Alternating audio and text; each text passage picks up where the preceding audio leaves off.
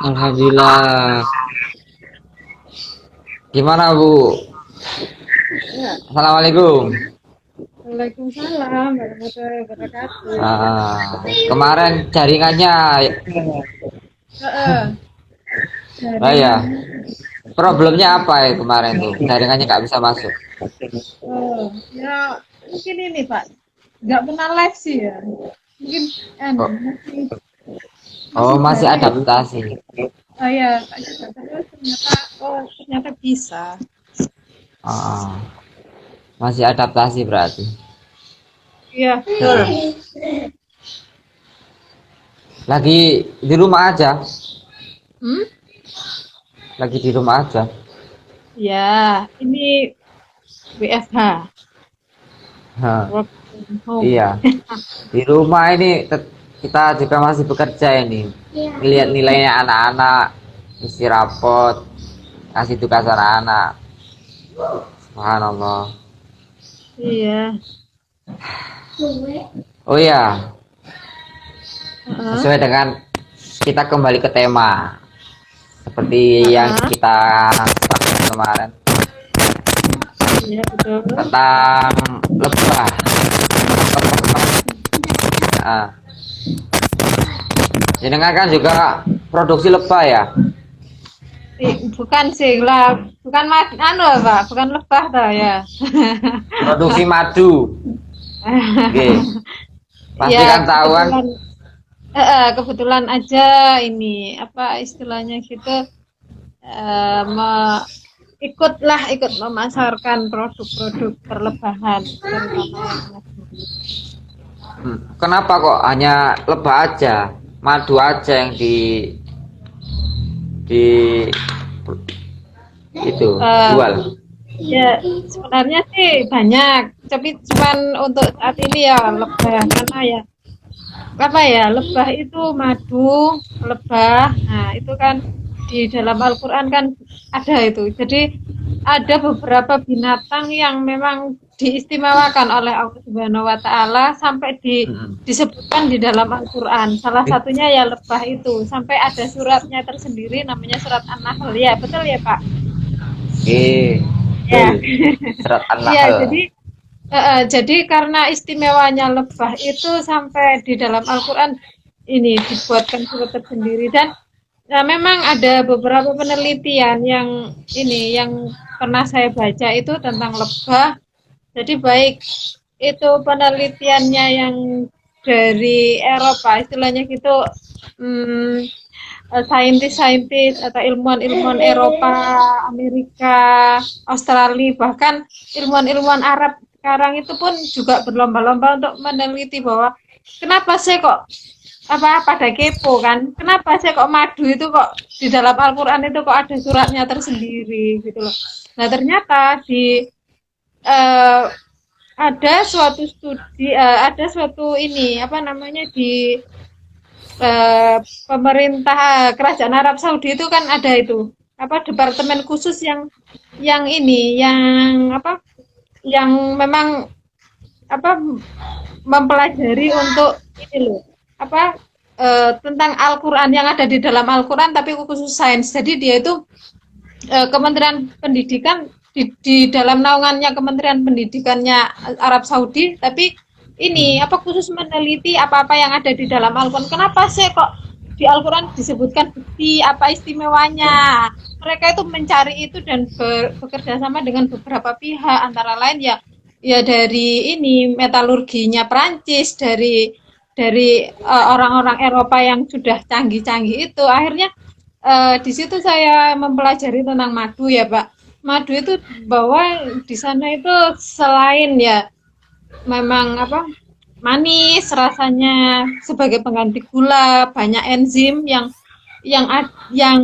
apa yang kita butuhkan di dalam tubuh kita terus dia itu juga sebenarnya kalau orang apa namanya kalau orang sakit diabetes itu kan nggak boleh minum manis-manis ya nggak boleh makan atau minum yang manis-manis tapi justru Iya. kalau kalau dikasih madu itu mereka malah sembuhnya itu lebih cepat. Jadi misalnya kalau ada orang yang sampai gangren, jadi kan ada orang yang sampai apa itu namanya diabetes, terus sampai tangannya apa ada luka, terus nggak sembuh-sembuh itu kalau dioleskan madu yang asli itu malah sembuh. Itu berdasarkan penelitian ini, penelitiannya dari University Sam. Jadi yang beberapa tahun lalu itu di Shams University Kairo. Jadi dia itu kalau kita kenal Kairo itu kan Al Azhar ya.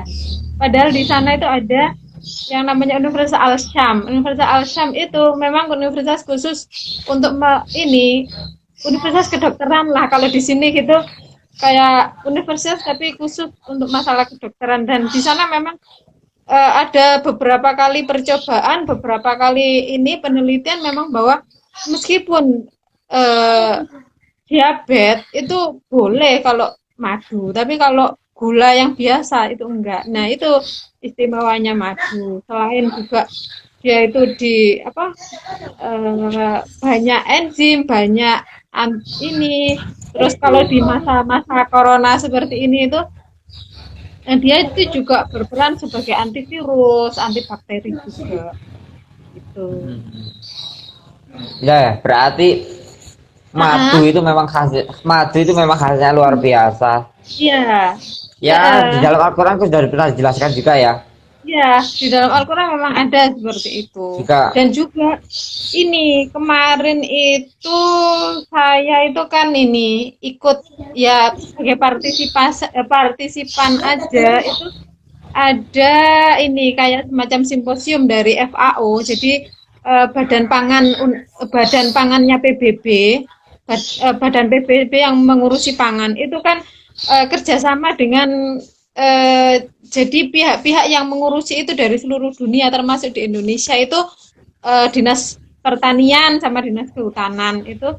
Jadi FAO itu merilis bahwa ini 75% tanaman di seluruh dunia itu yang kita makan, yang kita ini itu tuh penyerbukannya. Jadi pembuahannya itu bisa berbuah itu ya karena lebah itu. Jadi kita bisa memakan buah yang bernutrisi, yang bergizi. Itu sebenarnya benang sari sama putihnya. Jadi kan ada sel kelamin jantan sama sel kelamin betina itu yang bunga itu ya Pak ya.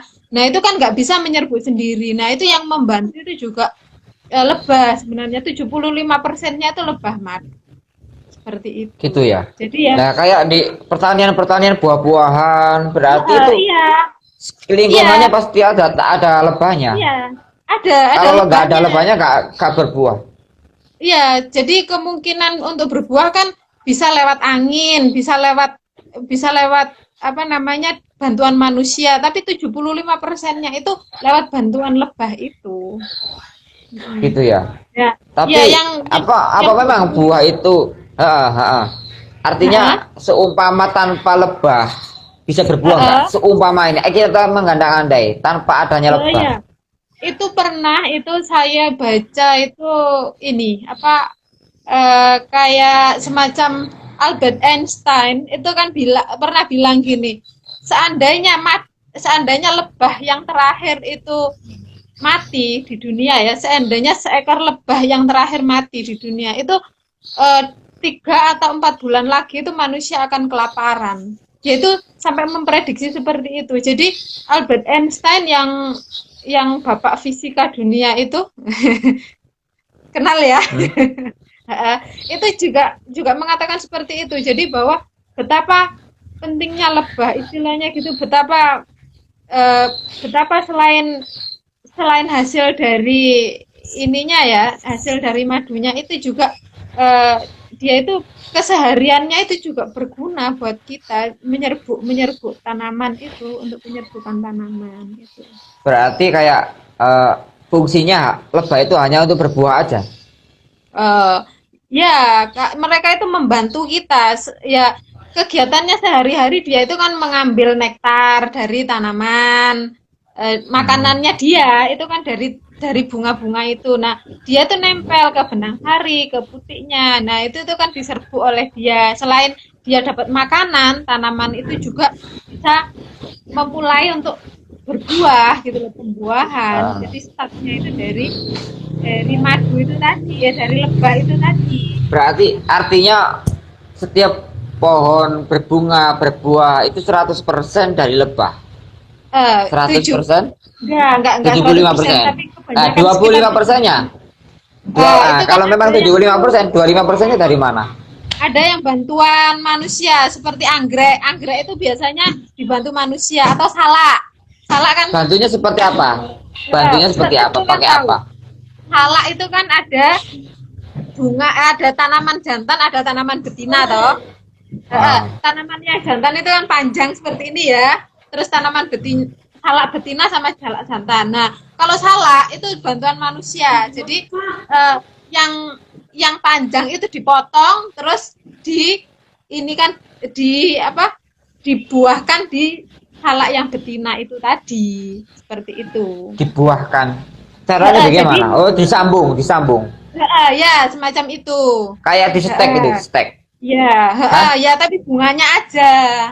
Bunganya aja. Jadi biar salak jantan itu bisa membuahi salak betinanya itu tadi. Itu kalau salak itu seperti itu. Terus anggrek itu juga dengan bantuan manusia. Ada juga yang dengan Ah. bantuan air itu. Tapi hampir 75% ya tanaman di seluruh dunia itu ini apa lewat bantuan lebah itu.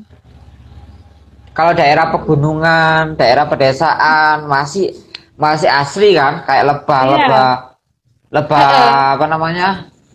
Lebah liar masih banyak kan? Iya Seumpama di betul. perkotaan.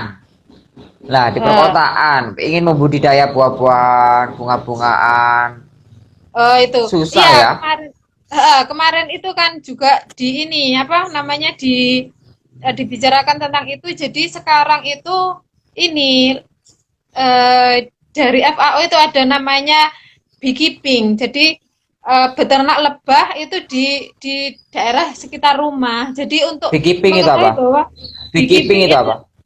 itu kan lebah ya, keeping. Jadi kita itu memelihara lebah. Jadi memelihara lebah di rumah. Tapi syaratnya kita harus punya ini di rumah kita itu harus asri dulu. Istilahnya gitu ada tanaman yang ada bunganya, ada ini. Jadi mereka juga ada makanannya seperti itu. Nah, FAO sendiri juga ini apa sekarang itu untuk indikator bahwa lingkungan kita sehat atau enggak itu ini sekarang mereka itu enggak kalau 30 tahun yang lalu, 25 tahun yang lalu itu indikator untuk tanaman untuk lingkungan sehat itu kan dari ini kelapa. Istilahnya gitu kalau di situ ada kelapa yang daunnya bagus, yang kayak nggak dimakan kan ada itu yang daunnya kayak dimakan serangga atau apa gitu. Heeh. Itu tuh tanda kalau di lingkungan itu nggak bagus, banyak sampahnya. Tapi sekarang setelah tahun-tahun ke depan ini FAO itu malah untuk kriteria lingkungan sehat itu gini. Kalau di situ kita beternak lebah terus lebahnya hidup di situ, itu berarti lingkungannya sehat karena lebah itu yang pertama tidak memakan bunga-bunga yang pestisida. Yang kedua, dia itu kalau kena asap itu kan mati. Jadi dia itu kalau misalnya lingkungannya asap banyak karbon dioksida, dia itu akan mati. Terus kalau misalnya banyak pestisida, banyak bahan-bahan kimia, dia juga mati. Jadi ketika lingkungan itu sehat, ketika lingkungan itu bagus, itu ini apa dengan sendirinya lebah-lebah itu akan ke situ mencari makan gitu kok banyak bunga banyak ini gitu dengan sendirinya mencari makan di situ. Nah disitulah kita tuh tahu bahwa oh lingkungan Anda itu ternyata oke gitu loh, oke buat kehidupan. Kalau lebah aja bisa hidup di situ kan berarti banyak oksigennya. Manusia kalau hidup di tempat banyak oksigen kan juga istilahnya gitu di otak juga bagus, di badan juga sehat seperti itu. Pernah saya ngelihat itu di kapan hari ada yang jualan es tebu. Lah, Heeh. didatangi sama tawon lebah Tawon, ya. besar-besar tawonnya nggak tahu sejenis apa. Ya, tawon besar. Takutnya menyengat tapi nyerbu dagang tebu. Lah itu Enggak. lebah dari mana itu? Kok bisa nyerbu di tebu? Oh, Di kan apa pedagang es tebu? gini, kan tebu itu kan ini ya apa sukrosa ya.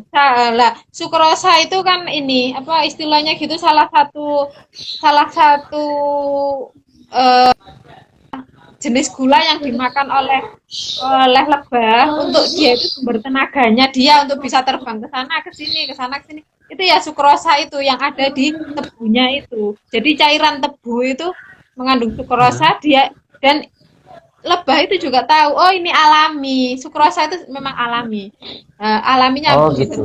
jadi dia itu Makanya dia mendatangi dia itu ya peka ya kalau ada ya jadi pemanis-pemanis gitu. dia itu anu Pak apa ada di sensor sensor penciumannya itu memang ada. Oh ini sukrosa, oh ini laktosa, ini galaktosa. Ada memang Ah. Allah menciptakan seperti itu di komponen-komponennya apa indera penciumannya lebah itu. Berarti artinya lebah itu suka nyerbu hal-hal yang manis-manis. Enggak, manis iya, cumanan manis yang apa? Manis yang apa kayak misalnya aspartam itu yang pemanis buatan. Itu kan manis itu juga. Manisnya sekitar 70 sampai 100 kali dari gula pasir itu. Tapi dia itu kalau ada aspartam dia itu nggak akan datang meskipun kita kasih Spartan itu apa? essence Spartan aspartam itu apa? itu bahan kimia tambahan. Jadi bahan Oh tambahan gitu. makanan yang Kayak gula pemanis. pasir. Kayak gula pasir Eh, itu termasuk bukan apa? gula Gula pasir, pasir. Termasuk bukan alami nggak? aspartam itu beda lagi. Jadi yang pemanis yang dia itu manisnya itu berkali-kali lipat dari ini. Nah, biasanya kalau misalnya ada orang yang jual minuman atau murah itu hati-hati itu ada coba dilihat labelnya itu ada namanya aspartam Nah, seperti itu. Heeh. artinya lebah lebah yang Heeh. seumpama eh, menyerbu tebu itu, pemanis tebu itu, apakah dia bisa menghasilkan madu? Ya bisa aja. Itu anu, jadi yang untuk menghasilkan madu itu nektar. Jadi kalau dia itu menyerbu misalnya orang jualan es tebu. Nah, itu tuh dia itu untuk ini, Pak, untuk tenaga. Jadi tenaga biar bisa Bukan terbang ke untuk sana ke sini. bukan untuk menghasilkan madu, bukan ya? Bukan, kalau madu itu dari nektar. Jadi dari sari bunganya. Bunga-bunga yang dihisap ke sana kemarinya itu, Pak. Sampai saya berpikir gini, opo saking susahnya cari bunga-bungaan di sekitar sini, kok malah tebu yang serbu. Pikir saya Bukan. gitu. Bukan, Pak. Bukan. Itu jadi dia kan ya kayak kita aja butuh makan gitu loh. Jadi ini apa? Dia untuk tenaganya terbang ke sana ke sini. Gitu ya. Mm-mm. Makanannya seperti itu ya. Iya. Nah, seumpama ingin membudidaya lebah di perkotaan itu gimana? Oh, itu iya. Ingin Sekarang itu memang ini lagi kayaknya ada proyek itu di ini di Dinas Kehutanan kayaknya ya itu. Jadi menanam apa untuk ini apa tapi ya sedang ini kok Pak, sedang apa ya namanya pilot projectnya aja, masih pilot project di beberapa tempat itu menanam ini apa ya seperti perumahan yang memang di sana asri banyak banyak bunga-bunganya itu dicobalah beberapa sampel ini apa namanya madu di situ rumah lebahnya itu. Nah, di situ lebah-lebah yang diletakkan di situ itu lebah yang ini. Jadi ada lebah yang Apis mellifera, Apis trigona, terus ada madu kelanceng, ada madu ini, madu hitam, madu ini, madu itu kan macam-macam itu, Pak. Itu kan jenis jenis madunya jenis lebahnya beda-beda. Nah, yang di yang di untuk pilot projectnya itu yang ini Apis trigona. Jadi dia itu nggak menyerang manusia. Jadi dia itu apa namanya madu lebah yang nggak suka nyerang manusia. Kan ada lebah yang kalau sedikit diganggu gitu nyerang manusia terus ini apa namanya, kalau kita kena itu sampai bengkak 3 hari 4 hari kan ada. Nah, yang apis trigona ini yang memang dikembangkan khusus untuk tidak pemarah lah istilahnya gitu. Mm-mm.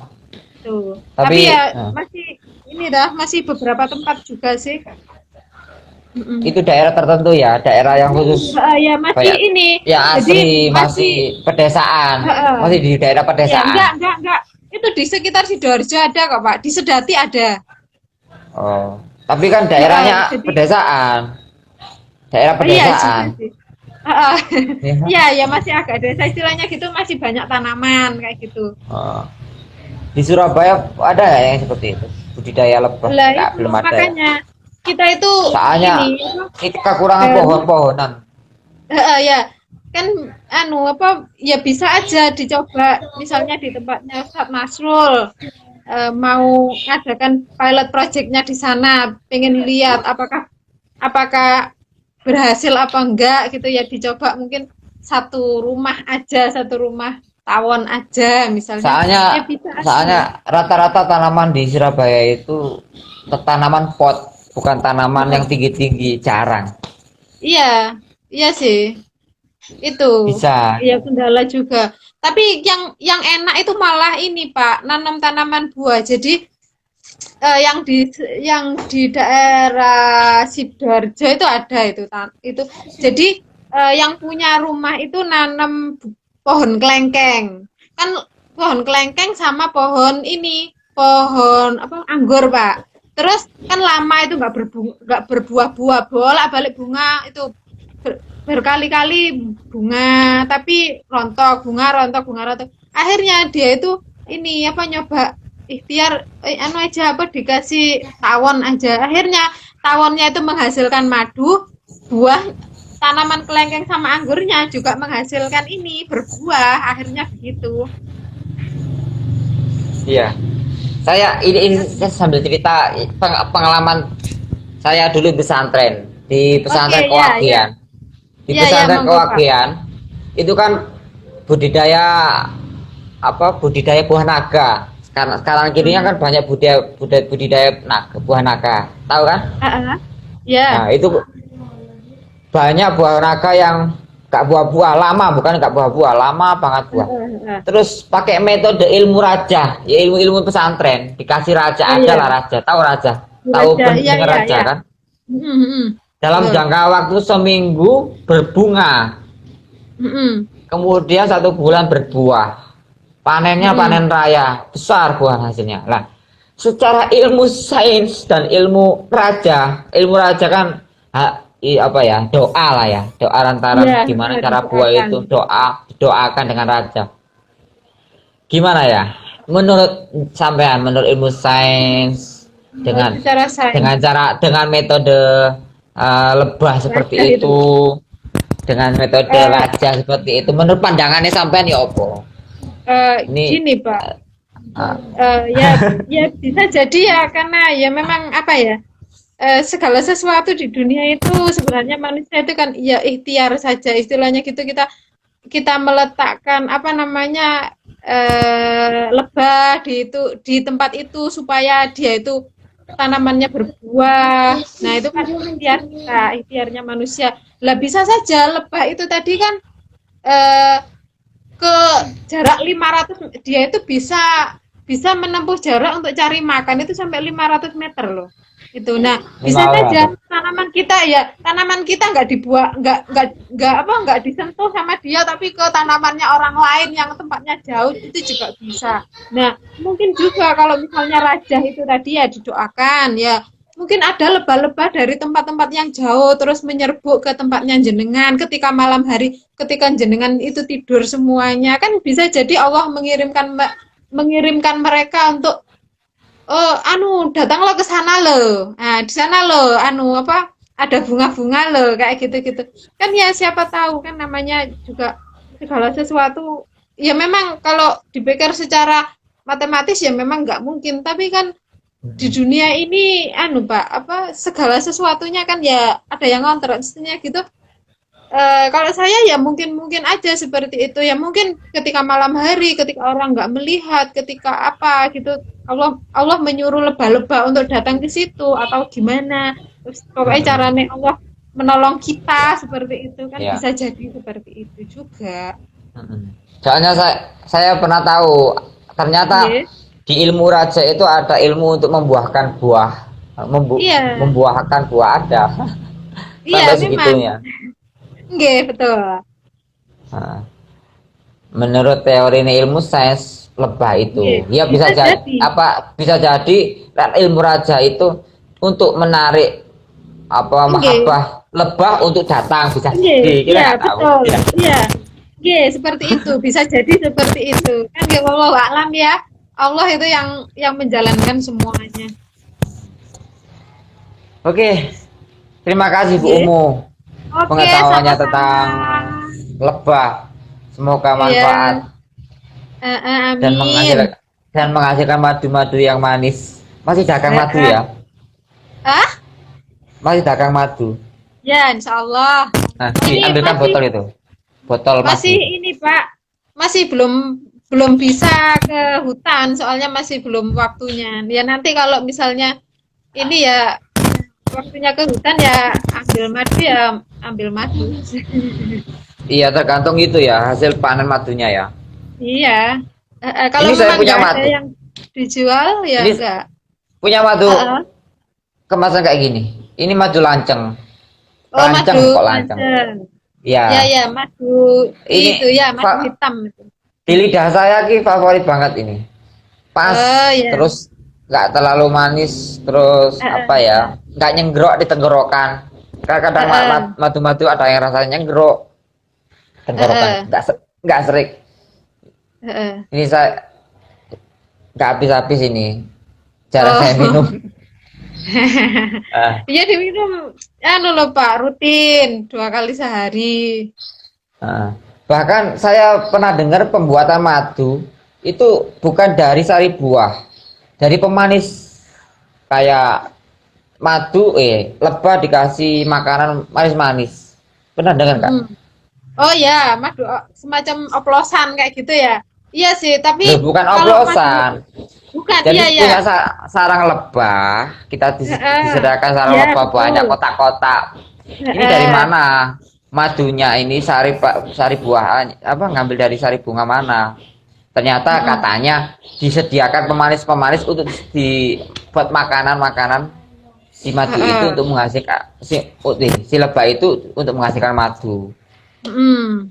Iya, ada juga yang seperti itu.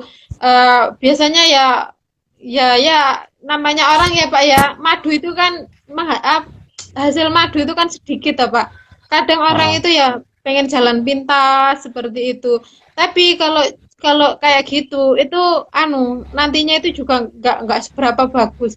Coba kalau Emang misalnya, itu namanya madu oplosan kayak gitu. iya, kalau misalnya gini, sampean pengen tahu madunya sampean itu benar-benar asli atau enggak ya? Setelah minum madu, ya sampean cek gula darah sampean, ya dicek gula Maksudnya gula darah darah? sebelum minum madu itu berapa? Terus Oh, minum gitu. madu, terus jangan makan apa-apa. Minum madu terus jangan makan apa-apa kecuali minum air putih aja ya. Itu selama berapa 1 jam misalnya, terus dicek Oh. lagi glukosanya kita 1 jam atau 2 jam lah, 1 sampai 2 jam gitu, terus dicek lagi glukosanya. Kalau memang glukosa di dalam darah sampean itu tadi setelah minum madu tadi itu naik, itu berarti madu itu dicampur gula. Tapi kalau misalnya stabil, masih tetap stabil, itu enggak ada campuran, bisa enggak ada campuran gula kayak gitu. Cara cara mendeteksi madu buatan atau madu yang tidak buatan itu selain itu ada nggak? Itu Oh, kan kemarin kita itu periksa saya lagi, ini ada leren periksa lagi. ya. Kalau itu kan istilahnya gitu. Ini ya. Iya betul sih. Kalau balik, Menurut teori kalau lebih valid. Tapi nyeluk dokter kalau lah. kemarin Itu punya itu alat sih.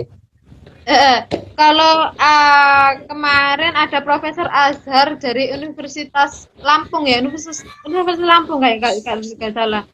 Itu peneliti dari Universitas Negeri Lampung ya Pak ya, apa ya? Unila, Di sana ada. Unila. Heeh. Ada Iya, itu. Unila. Heeh. Itu kemarin saya lihat itu apa postingannya beliau, Profesor Azhar namanya.